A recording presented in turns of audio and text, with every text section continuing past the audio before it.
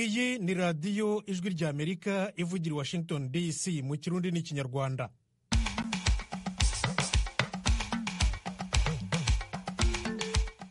Bamwe inshuti zacu mwabonye bucya, ikaze kuri radiyo yanyu ijwi ry'Amerika.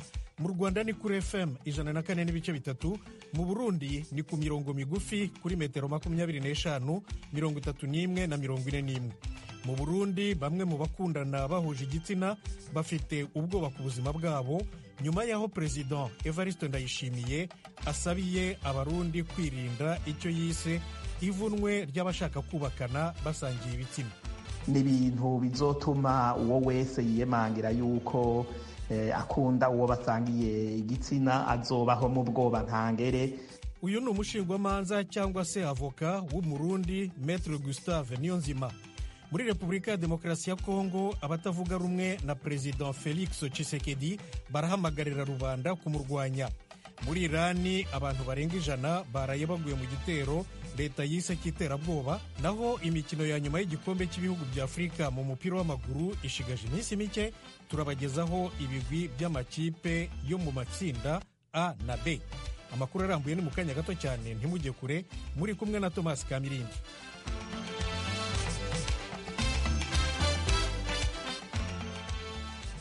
Amakuru yo hirya no hino ku isi tuyahere muri Irani. Abantu barenga 100 baraye baguye mu cyo leta yise igitero cy'iterabwoba hafi y'imva ya General Qasem Soleimani wishwe na drone y'Abanyamerika mu mwaka w'ibihumbi 2020. Eugene Mukankusi arabahiye inkuru. Ibisasu bibiri byaturikiye mu muhango w'aho Soleimani ashyinguye. Abayobozi ba Irani babyamaganira ku mitwe ikoresha iterabwoba itasobanuwe. Televiziyo ya Irani yavuze ko igisasu cya mbere cyaturitse kigakurikirwa n'ikindi nyuma y'iminota 15 ubwo imbaga y'abantu yari iteranye ku nshuro ya 4 mu muhango ubera ku irimbi ry'aho Soleimani ashyinguye mu mujyi wa Kerman mu majyepfo ashyira uburasirazuba bw'igihugu. Perezida wa Irani Ebrahim Raisi yamaganye icyo yise urugomo rushingiye ku rwango rwakorewe ikiremwa muntu. Umuyobozi w'ikirenga wa Irani Ayatollah Khomeini yumvikanishije ibijyanye no kwihorera kuri bombe ebyiri zamennye amaraso. Mu itangazo nk'uko itangazamakuru rya leta ribivuga, yagize ati abagome b'abanyarugomo bagomba gusenywa guhera ubu. Nta gushidikanya ko hazaba igisubizo kitababarira. Ibihugu byinshi birimo Burusiya na Turukiya byamaganye ibyo bitero, kandi umunyamabanga mukuru wa ONU yasabye ko abagize uruhare muri ibyo bitero bazabibazwa imbere y'ubutabera. Minisitiri w'ubuzima wa Irani Bahram Einolahi yabwiye televiziyo ya leta ko abapfuye ari 95, mbere havugwaga 103. Yanavuze ko abandi 211 bakomeretse. Niwo mubare munini w'abantu bahitanywe n'ibitero mu mateka ya Repubulika ya Kisilamu, igihugu cyahuye n'ibitero nk'ibi mu bihe byahise by'imitwe itandukanye harimo n'uwa leta ya Kisilamu. Irani mu bihe byahise yamaganiye Israeli ho ibitero byagabwe ku bantu n'ahantu hafi y'imipaka yayo. Israeli ntiyigeze byemeza cyangwa ngo ibihakane. Cyakora nta kimenyetso na kimwe cyerekana uruhare rw'igihugu cy'amahanga muri ibi bisasu byaturitse ku irimbi. Umutegetsi utashatse ko amajwi yatangazwa yabwiye ibiro ntaramakuru bya Irani Irina ko ibisasu bibiri byatezwe ku muhanda werekeza ku irimbi rya Kerman's Martyrs byaturikijwe hifashishijwe telekomande. Naho muri Nigeria abajihadiste bishe abantu byibura 15 ku bunani hafi y'umujyi wa Chibok muri leta ya Borno mu majyaruguru ashyira uburasirazuba bw'igihugu. Eugene Mukankusi arakomeza. Abaturage batatu babwiye ibiro ntaramakuru bya Faransa AFP dukesha iyi nkuru ko kuri uyu wa gatatu abarwanyi bari ku makamyo basaga n'abari bafite imbunda kandi bari ku mapikipiki bigabije imidugudu ya Gatamarwa na Tsiha ku wa mbere. Ababyiboneye bavuze ko abagabye igitero bishe abaturage kandi bagatwika amazu nyuma yo gusahura ibiribwa. Umutwe uri inyuma y'ibyo bitero wari utarasobanuka neza, ariko wa Boko Haram na mukeba wawo wa Islamic State West Africa Province ISWAP mu magambo ahinnye, yombi igaba ibitero muri ako karere. Itangazo ry'umuyobozi w'umuryango wita ku burenganzira bwa muntu muri ONU Volker Turk ryavuze ko asaba abayobozi kwihutira gukora iperereza ku byabaye mu buryo bucukumbuye kandi bwigenga hakurikijwe amasezerano mpuzamahanga y'uburenganzira bwa muntu, kandi bakageza babikoze imbere y'amategeko mu butabera buboneye. Uwo muyobozi yanavuze ko Nigeria yanatera intambwe zifatika mu kumenya umuzi w'ikibazo no kurandura urugomo. Muri Sierra Leone ubushinjacyaha burarega abantu 12 icyaha cyo kugambanira igihugu kubera uruhare bakekwaho mu cyo guverinoma yise kudeta yaburiyemo ku itariki ya 26 y'ukwezi kwa 10 gushize. Eugene Mukankusi. Ibiro ntaramakuru by'Abafaransa AFP byavuze ko umwe muri abo bashinjwa ari Amadou Koita. Guverinoma yavuze ko ari mu bateguye kudeta. Koita yari umusoda, akaba n'umwe mu barindaga Ernest Bai Koroma wahoze ari perezida. Koita yakurikiranwaga n'abantu benshi ku mbuga nkoranyambaga, aho yanengaga guverinoma ya perezida uriho ubu Julius Maada Bio. Amadou Koita yatawe muri yombi ku itariki 4 z'ukwezi kwa 12, kandi n'umwe mu bantu 85 bafashwe mu bifitanye isano n'ibikorwa byo kwa 26 ukwezi kwa 12.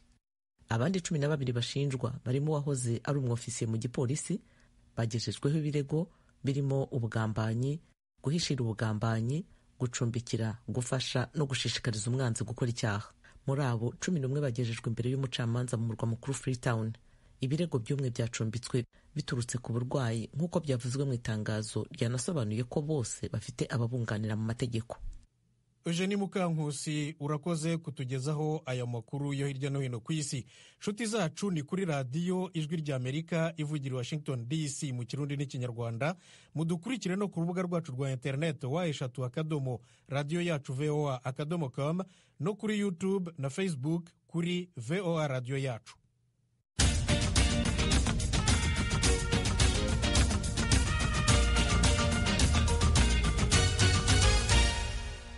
Mu Burundi, bamwe mu bakundana bahuje igitsina bafite ubwoba ko ubuzima bwabo bushobora guhungabana. Ni nyuma y'aho Perezida Evariste Ndayishimiye avugiye mu ruhame ko bene aba bantu abaturage bakwiye kubatera amabuye. Pierre Claver niyo nkuru yaduteguriye inkuru. Amashirahamwe Muco hamwe na Humure namwe mu yahanira inyungu z'abahuza ibitsina babisangiye mu Burundi. Umwe mu bayarongoye atashatse ko amazina yiwe amenyekana kubera umutekano wabo, yabwiye Ijwi ry'Amerika ko amajambo yashikirijwe na Perezida Evariste Ndayishimiye kuri bene abo bantu adahumuriza na gato. Mu butumwa bwanditse yagize ati, jewe rero mpisemwo kwandika. Ati nukuri ntivyari bikwiye kuvugwa n'umukuru w'igihugu. Erega n'agateka kabo kandi bakwiye kubahirizwa nk'abandi bose, baba aba bana canke bahuza ibitsina babisangiye. Igiteye ubwoba kinateye n'amakenga nuko asa n'uwahamagariye abantu kwica abandi bahogwa ivyo bemera canke uko baremwe. Gutegwa amabuye oya nawe no, biraduteye ubwoba twese, uretse ko n'ubundi tutahora tubivugira hejuru. Ubuhoho ntihazobura n'uwikika mukiza akaduhohotera yitwaje ayo majambo. Kuzira ico umuntu atakoze ahubwo akazira icari, turagowe, turakeneye guhumurizwa. Uko niko yabishikirije. Mugenzi we nawe yunze muri iryo ati, novuga ko arakamaramaza mu gihugu kivuga ko kiri muri demokarasi. Biraboneka ko mu bikorwa atakwishira no kwizana kuhari. Association yacu nyene twavyakiriye nabi cane. Itegeko rifunga abahuza ibitsina babisangiye dusanzwe turizi ko rihana abafashwe bariko barabikora, ariko ubu urumva ko ari bindi. Ubundi wewe ntiyashimye kuvuga menshi, yatubwiye ati, uraziga mugenzi, ubu ntaco noshobora kubivuga ko, nzokubwira hageze kuko ubu sintekanye. Abo bafise amakenga ko n'amashirahamwe yabo ashobora gufutwa, kandi yariko arafasha benshi mu kurwanya umugera wa sida kuva mu myaka irenga 10 iheze nk'uko babitwiganiye. Amajambo yaciye ivutu aba bana canke abahuza ibitsina babisangiye umukuru w'igihugu yayashikirije ku ndwi iheze mu kiganiro yahaye abanyagihugu n'abamenyesha makuru co kurangiza umwaka. Ndayishimiye ntakozwa bene abo bantu, ndetse hari n'igihano gikomeye yifuza ko bohabwa, gutegwa amabuye. Iki ni ikibazo mu Burundi. Jereko bwangiye ngomba nibaza ko mwene abo bantu tubabonye mu Burundi bari bakwiye kwajana kuri stade bakabatera amabuye, kandi nta gicumuro baba bakoze. Umushingwamanza Gustave Niyonzima avuga ko biteye ubwoba kuko ijambo ry'umukuru w'igihugu rifatwa nk'itegeko. Ni ibintu bizotuma uwo wese yiyemangira yuko akunda uwo basangiye igitsina azobaho mu bwoba ntangere, ashobora gutoga umunsi uwo ari we wese akicwa, kandi ivyo vyose bibazwawe kubera birateye ubwoba. Huro yindi ubona umukuru w'igihugu aramutswe igihugu ari Sebarundi, yategerezwa kubahiriza agateka kazi na muntu, akaba umuvyeyi wa bose, ahamagarira abantu kwiyicisha amabuye. Nuko umuntu wari we wese ashobora kubeshegwa ati nakameze uku akiciga ubusa. Ni ibintu rero bizonatuma n'igihugu c'u Burundi kigira ishusho mbi mu makungu, kigafatirwa mbere n'ibihano. Userukira Uburundi mu gihugu c'Ububirigi yagerageje gutanga umuco kuri iyo mvugo y'umukuru w'igihugu. Ambasaderi Terence Ntayiraja yabwiye Ijwi ry'Amerika ko abantu benshi batumvise imvugo ifobetse y'umukuru w'igihugu. Yari yatwemereye kuvugira kuri mikro zacu, ariko hasigaye iminota 12 kugira ngo tumuhamagare, yahavuye aduhakanira ko bitagikunze. Mu butumwa bwiwe yaduhaye akoresheje ubuhinga bw'ingurukana bumenyi bwa WhatsApp, yatubwiye ko kubera yamaze gushira hamwe urwandiko rubivuga ko atakindi kiganiro yotanga. Mu itangazo ryiwe kuri uyu wa kabiri, Ijwi ry'Amerika rifitiye kopi, Ambasaderi Ntayiraja yavuze ko abantu benshi harimwo n'amaradiyo mpuzamakungu atatawe imvugo y'umukuru w'igihugu. Yanditse ati ntiyigeze ahamagarira abantu kwicisha amabuye abahuza ibitsina babisangiye, ahubwo yashatse gukoresha imvugo ifobetse yo muri Bibiliya kugira ngo yerekane ingene ivyo bikorwa ari bibi kandi biteye kubiri n'umuco akaranga n'amategeko y'u Burundi. Yongeye ati ni muri iyo ntumbero ntanze umuco aho nserukira mu bihugu vya Buraya no mu bafasha Burundi ko bugendera ku mategeko, kw'ico caco kwicisha amabuye butogikora, ahubwo ko hakurikizwa igitabo mpanavyaha. Yamara abo nyene bafasha Burundi, umukuru w'igihugu yababwiye ko imfashanyo zishigikira abahuza ibitsina babisangiye atazo igihugu arongoye gikeneye. Barayitwima ndababwije ukuri, niba ushaka kwikwegera umuvumo mu gihugu uremera ko aba bana bubakana. Ni nkuko rero wombwira ngo mbega shetani n'Imana uhisemwo iki? Je mpisemwo Imana. Ushaka gutora shetani naco aja muri ivyo bihugu abeyo, baraherayo. Iyo Ambasaderi Terence Ntayiraja atwemerera kuduha ijwi, twari kumubaza igituma atari ibiro vy'umukuru w'igihugu vyavuguruje ivyashikirijwe na Kizigenza w'u Burundi, canke ko yoba yatumwe n'ubushikiranganji bw'imigenderanire, canke naho ko yoba yabishikirije ku gatwe kiwe. Uko biri kose, Maître Janvier Bigirimana atwara ishirahamwe Turunora Page rihaniye agateka kazina muntu abona ko n'ico gihano cari gikwiye kuva mu gitabo mpanavyaha. Rigiteka irindi shirahamwe ryigenga mu Burundi ribona ko imvugo y'umukuru w'igihugu izosubiza inyuma ubwigenge bwo kwivuza, kugira agateka kerekeye ibanga ry'ivyo bakora kwararazwa no gufatwa nk'ibicibwa mu gihugu kuri abo bahuza ibitsina babisangiye. Cyeklaveni nkuru ku bw'Ijwi ry'Amerika. Muri Repubulika ya Demokarasi ya Kongo, abatavuga rumwe n'ubutegetsi ntibemera ko President Felix Tshisekedi yatsinze amatora y'umukuru w'igihugu yabaye ku itariki ya 20 y'ukwezi gushize. Barahamagarira abaturage guhagurukira rimwe bakamurwanya. Ni inkuru ya Jimmy Shukrani Bakomera uri Igoma, umurwa mukuru w'intara ya Kivu ya ruguru. Aba banyapolitike barimo Moise Katumbi Chapwe, umuyobozi w'ishyaka Ensemble pour la République, na bwana Martin Fayulu w'ishyaka SD, bose bari abakandida biyamamarizaga umwanya w'umukuru w'igihugu mu matora arangiye yabaye muri Repubulika ya Demokarasi ya Kongo. Mu ijambo yagejeje ku banyekongo abinyujije ku mbuga nkoranyambaga zitandukanye, umunyapolitike Moise Katumbi Chapwe wari ku mwanya wa kabiri mu majwi y'ibanze yavuze ko n'ishyaka rye n'abamushigikiye bose batemera ibyavuye mu matora y'ubushize. Depuis le braquage électoral du 20 décembre, ubujura bwakozwe mu matora y'ubushize twese bwadukozeho cyane, kandi ibi ni byahanini twebwe tutemera na gato. Nshuti bavandimwe, ibi bigaragaza ko byari byarateguwe cyane na Tshisekedi ubwo yari ku butegetsi, yewe mbere y'uko ibikorwa byo kwiyamamaza mu matora bitangira. Abanyekongo baricwa mu burasirazuba, naho Tshisekedi we yararajijwe inshinga no kwiba amajwi afatanyije na bwana Denis Kadima. Ntabwo njyewe n'ishyaka ryanjye twakwemera ibiri kuba muri iki gihugu. Ntituzemerera umuntu utaratowe n'abaturage ko yafata ubutegetsi tena.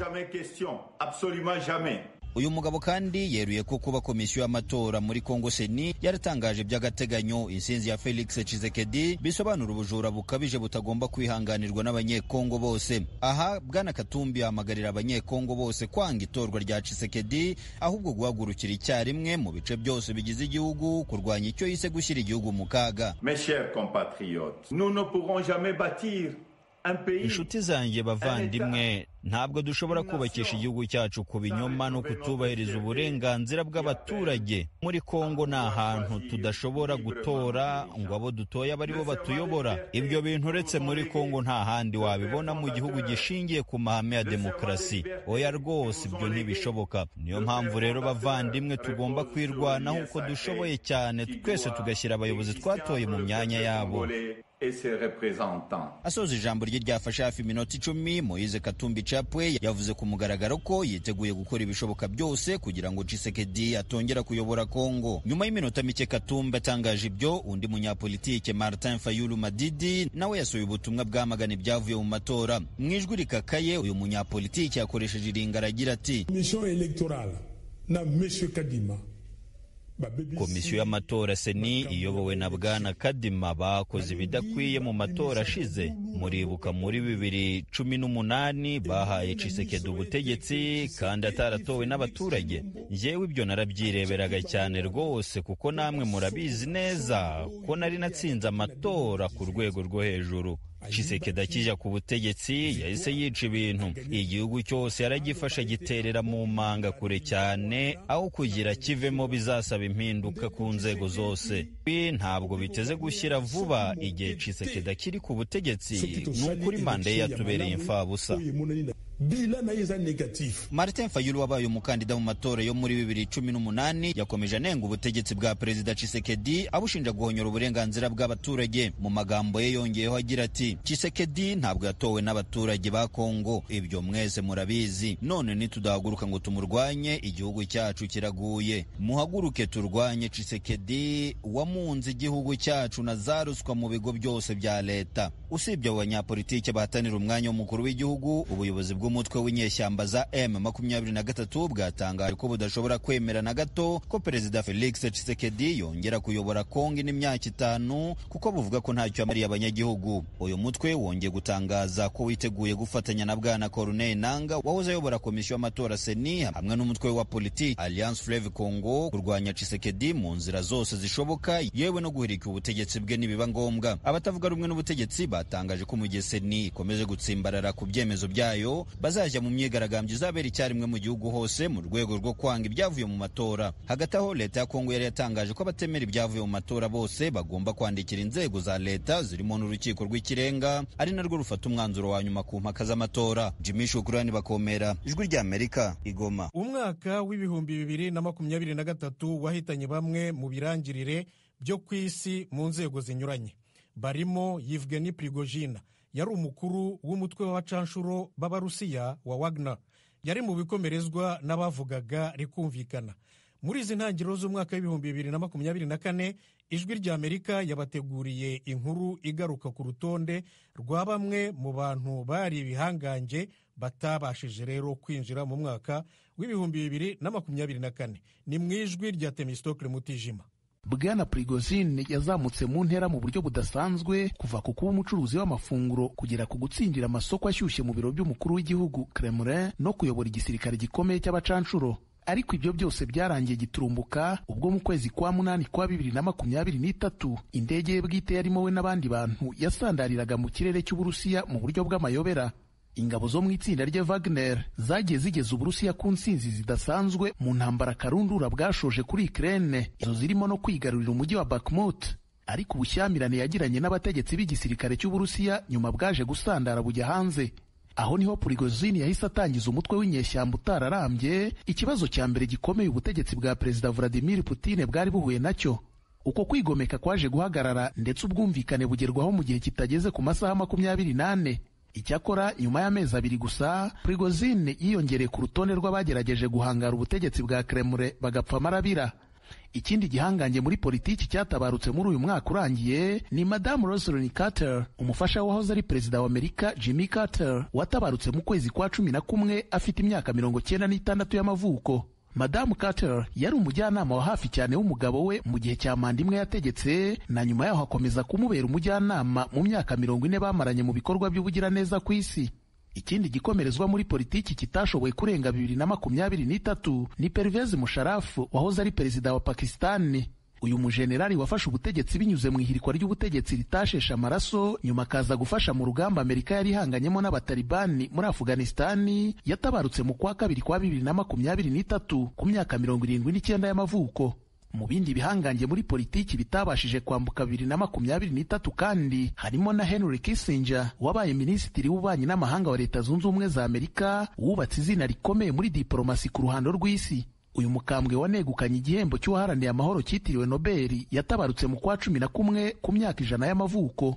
Silvio Berlusconi wahoze ari minisitiri w'intebe w'Ubutaliyani wamazeho igihe kirekire mu mateka y'icyo gihugu, nawe ni ikindi gikomerezwa muri politiki mpuzamahanga kitashoboye kwambuka ikiraro gihuza umwaka wa 2023 n'uwa 2024. Uyu mukambwe wari n'umushoramari mu by'itangazamakuru akaba n'umugwizatunga ukomeye yatabarutse mu kwa gatandatu ku myaka 86 y'amavuko. Uretse muri politiki kandi 2023 yisasiye byinshi mu bihangange muri siporo, umuziki n'imyidagaduro. Abo barimo nk'umuhanzi rurangiranwa Tina Turner wamenyekanye cyane ku ruhando rw'isi.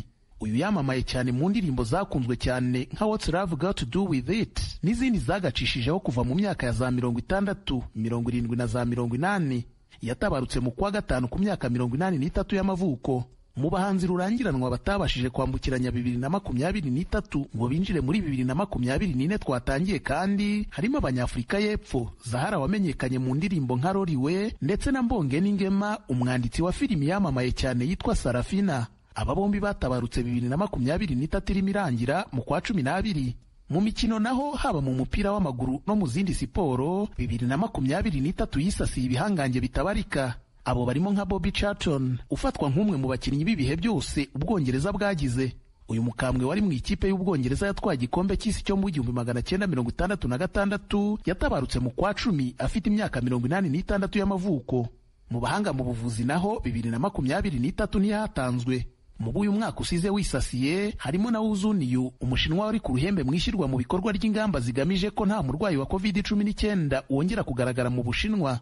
Izo ngamba zizwiho kuba zarafungiranye amamiliyoni menshi y'abantu mu ngo, zihagarika urujya n'uruza mu mijyi nka yose y'igihugu. Umuhanga mu bumenyi bw'indwara z'ibyorezo Wu Zuniyu yatabarutse mu kwa 10 kwa 2023. Urutonde ni rurerure ariko reka duhinira aha, tubifuriza mwese gukomeza kugira intangiriro nziza z'umwaka no kuzawusoza amahoro. Muzawurye ntuzabarye. Radio Ijwi ry'Amerika mu Kirundi n'Ikinyarwanda. Imikino ya nyuma y'igikombe cya Afurika cy'ibihugu cya 34 mu mupira w'amaguru CAN 2023 izatangira ku itariki ya 13 y'uku kwezi muri Cote d'Ivoire. Izaba irimo amakipe y'ibihugu 28 azakinira mu mijyi 5. Ijwi ry'Amerika irabagezaho ibigwi n'amateka yabyo.